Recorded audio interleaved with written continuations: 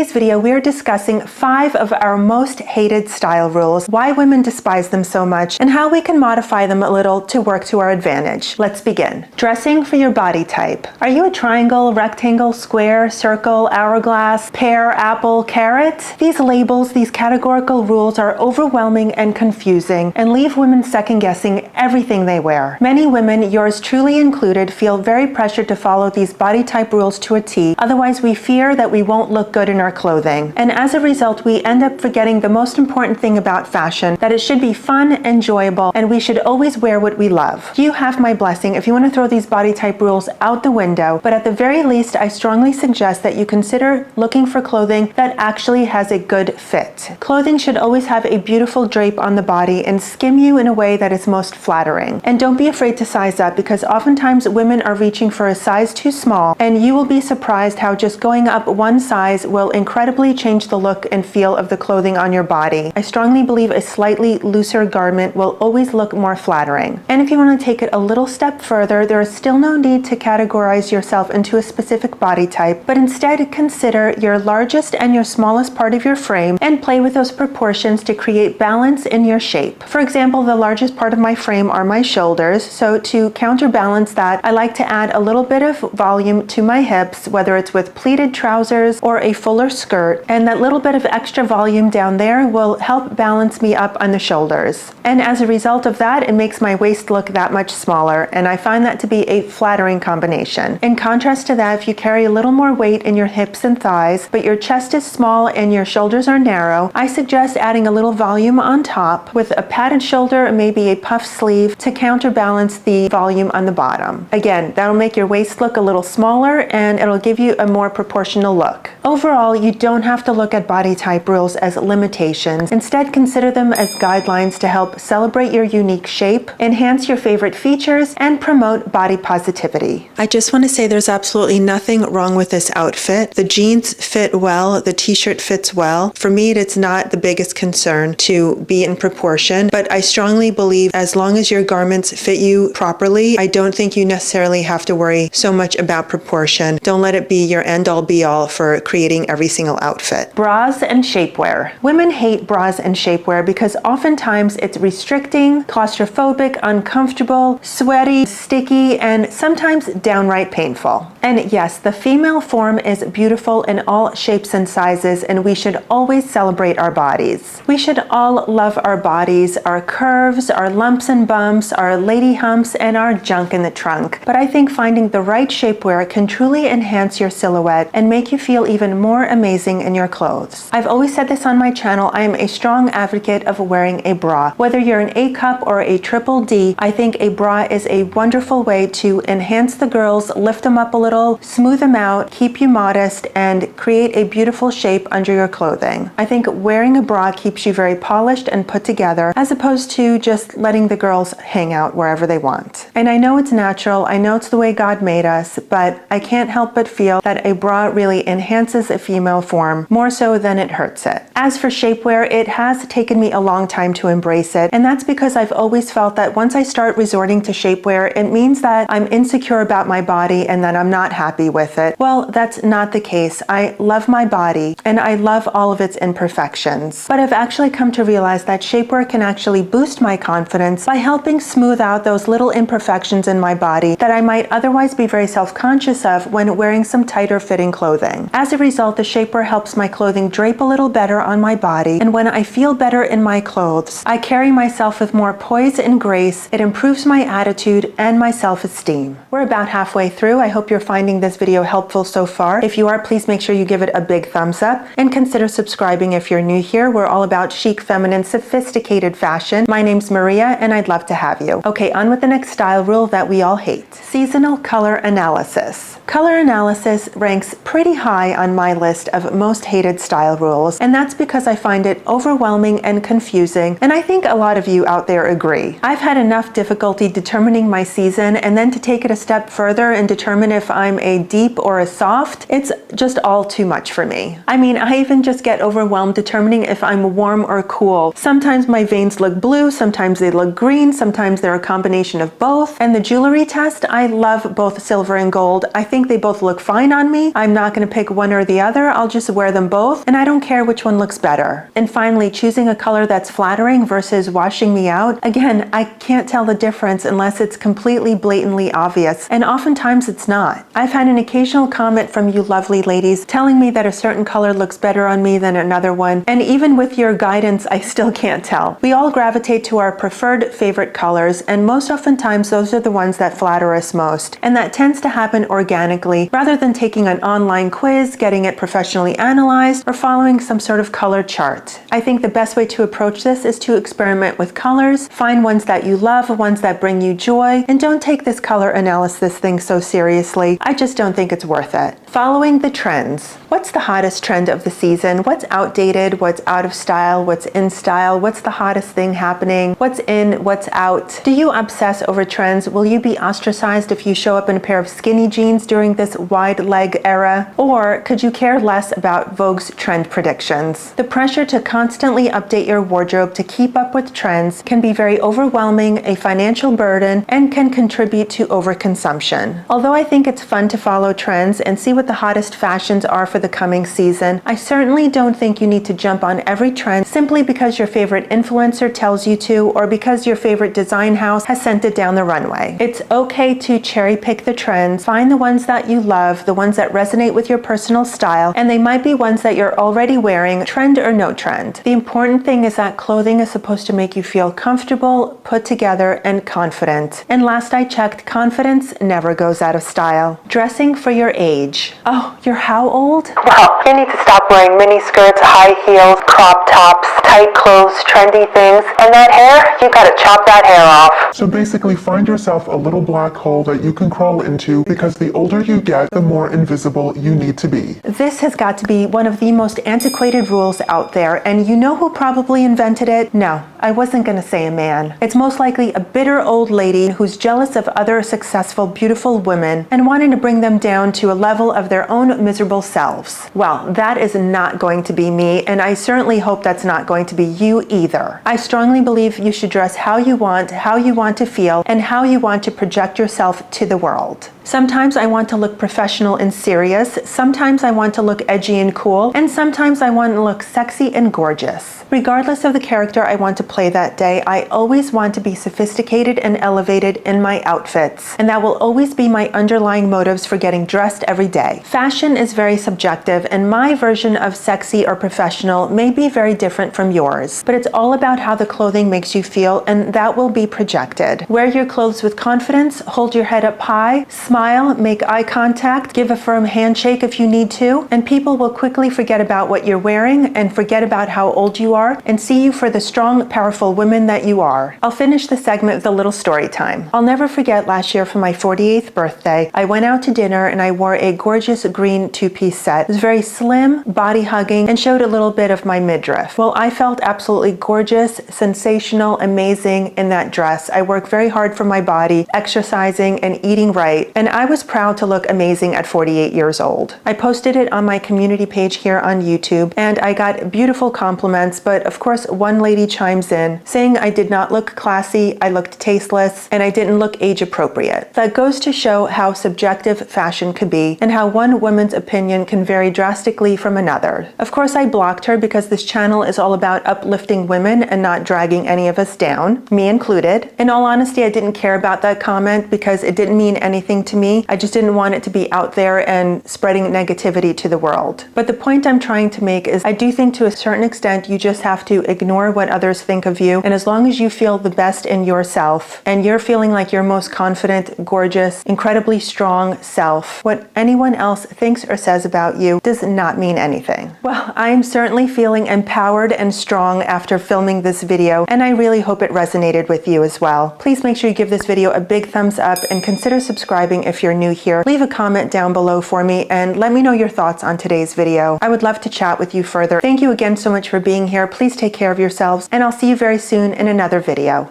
Bye.